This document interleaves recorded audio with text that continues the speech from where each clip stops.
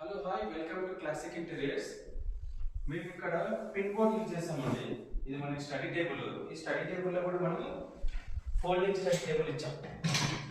So ఇప్పుడు మనకి ఎప్పుడైనా అవసరం ఉన్నప్పుడు ఫోల్డ్ చేసుకోవడానికి, సో ఏదైనా ఐటమ్స్ ఉంటే మనం పిన్ చేసుకోవడానికి కోసం ఇక్కడ పిన్ బోర్డ్ యూజ్ చేస్తాము.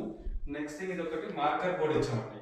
ఎందుకంటే మనకి స్టడీ టేబుల్ దగ్గర ఏదైనా మనకి టుమారో అది ఏదైనా ఉంటే కూడా అది మార్క్ చేసుకోవడానికి కోసం. అలానే ఇక్కడ మనం కొంచెం ఓపెన్ ఇచ్చామండి. ఇక్కడ ఓపెన్ ఇచ్చాము, ఇక్కడ ఓపెన్ ఇచ్చాము, ఇక్కడ కూడా ఓపెన్ ఇచ్చాము. ఇంకొంచెం స్టోరేజ్ కోసం ఇక్కడ ఒక డోర్ షెల్ ఇచ్చామండి.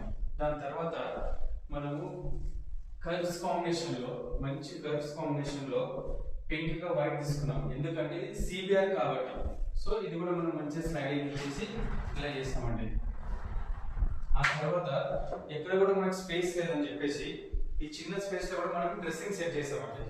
ఇలా అది కూడా మనం ఫ్రేమ్ తీసుకున్నాం. రౌండ్ షేప్ లో ఫ్రేమ్ తీసుకుని దీన్ని మనం చేసాం ఇలా.